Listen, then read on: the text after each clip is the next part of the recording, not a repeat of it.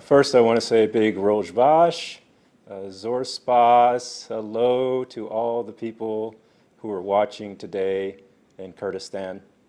It's my honor to be with you on Kurdistan 24, my first network that I spoke to in this region.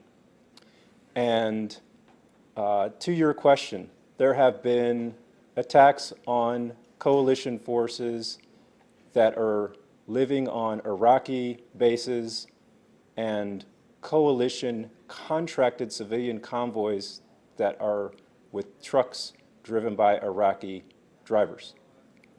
These attacks are done by outlaw groups, and the Iraqi security forces and intelligence services are investigating who has conducted these attacks. Prime Minister Kadhimi has given assurances to the President of the United States that the Iraqi security forces will protect diplomatic facilities and protect the Iraqi bases that have coalition troops, SPAS.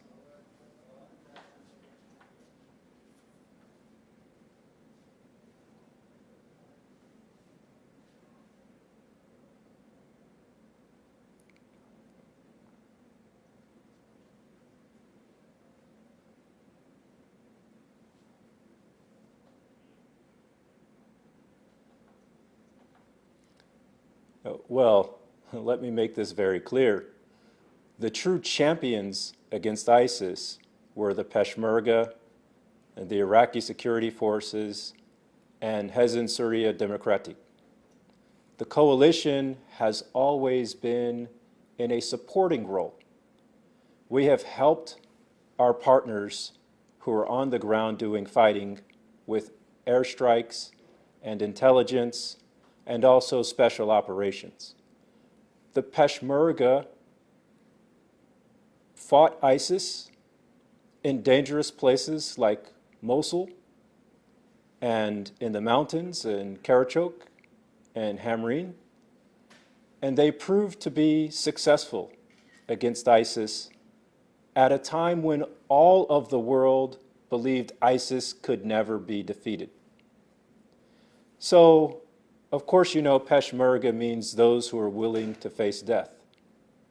And we must continue to remember the martyrs and the wounded Peshmerga who stood up and grabbed rifles and went to combat to keep innocent civilians free. There are Peshmerga who have protected United States troops and coalition troops, and our relationship goes back before the fight against ISIS, many years ago into the 90s. And the United States and coalition respects the Peshmerga, Zaravani, Asaish, and all of the forces in the Kurdistan region and Rojava because they have proven to be courageous, tough, and lethal against terrorists.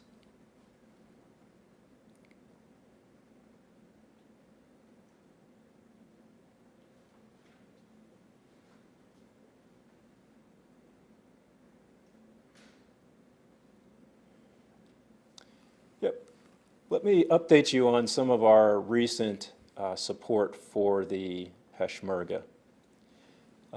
One thing we do is continue to provide training and advising for special operations forces.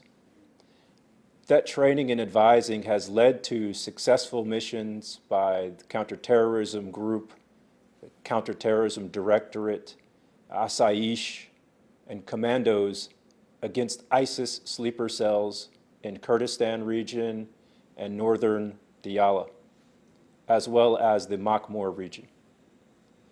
We also are establishing an advice center in Erbil. This advising center in Erbil will have coalition troops from about 10 nations, and they will be connected to the advising center in Baghdad. So now we'll have a direct link between Iraqi security forces and Ministry of Peshmerga forces with coalition advisors. This will support the initiative of the government of Iraq and Kurdistan region leaders to establish 4 coordination centers along the Kurdistan coordination line. The coalition is not going to be in those centers, but we help with the high-level advice between the Peshmerga and Iraqi security forces. One more thing we do, and that is the divestment of equipment. We provide military equipment and limited stipends to the Peshmerga based on conditions. This type of support for equipment and ammunition and food during training is for operations against ISIS, and we make sure that there are no human rights violations from the leaders of the brigades. One more point, please. Coalition nations are supportive and encourage the continued reforms of the Ministry of Peshmerga, and we know that those reforms will make the Peshmerga more unified, better equipped, better led, and more capable against ISIS and other threats to the Kurdistan region. Spas.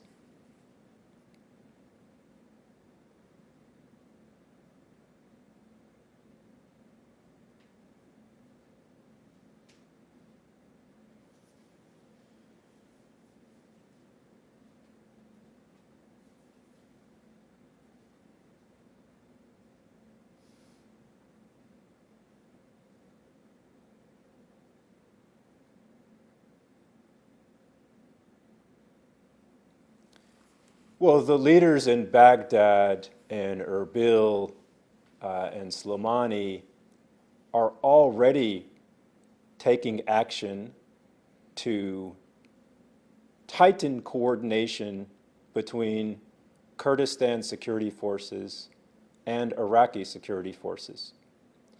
The coalition, again, is in a supportive role. We have seen in the recent Heroes of Iraq operation in Diyala, that's what the Iraqi Ministry of Defense calls it, the Heroes of Iraq operation. We had Peshmerga counter-terror troops working with the Iraqi counterterrorism service. And that type of cooperation we think will continue as the 4 coordination centers are established between Diyala and Tal Afar region, Spas.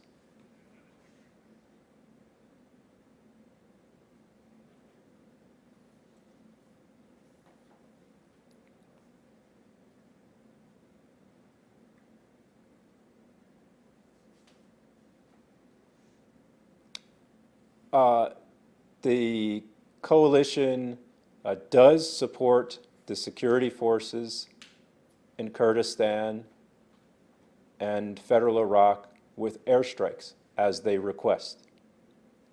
We also have seen the Iraqi Air Force F-16s conduct strikes in the mountains to destroy ISIS-occupied caves. There is a lot of capability for all of the security forces inside the nation of Iraq. And that's why the coalition does not have combat troops. We do not have infantry on the ground driving in cities and villages and deserts.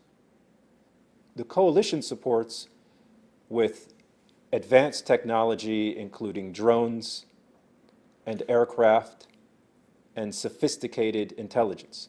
We bring things that the Kurdish forces and Iraqi security forces do not have or is not as developed as the coalition nations. Spas.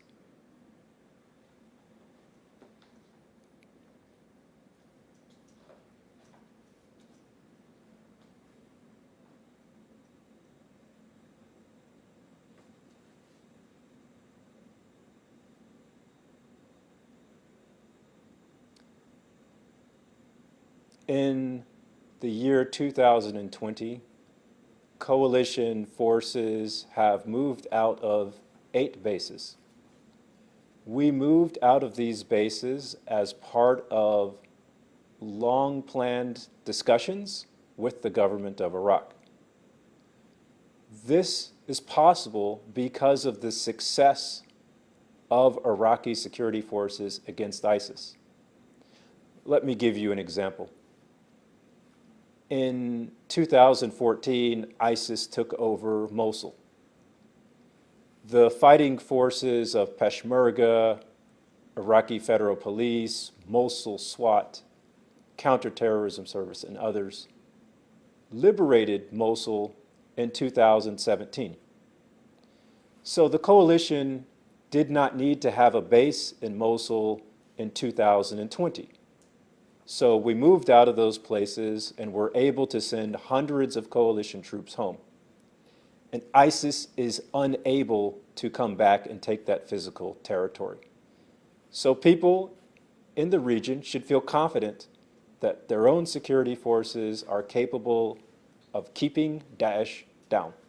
Spas.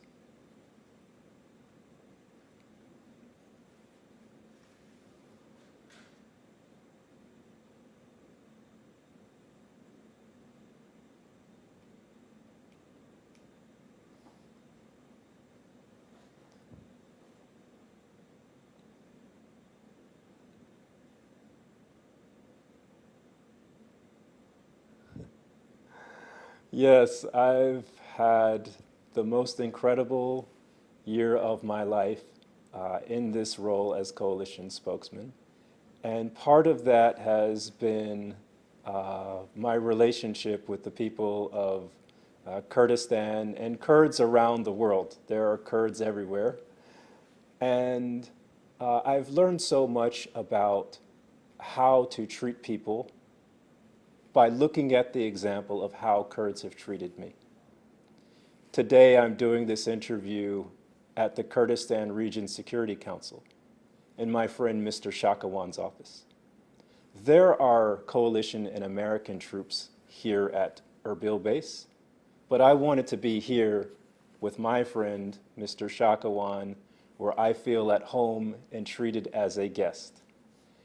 And as I've traveled through Kurdistan region from Sector 6 with General Sarwan Barzani to Korik Mountain to Slimani and meeting with Sheikh Jafar and also several places in Rojava, I have just grown to love Kurdish people and Kurdish culture. I will miss everyone very much. Spas.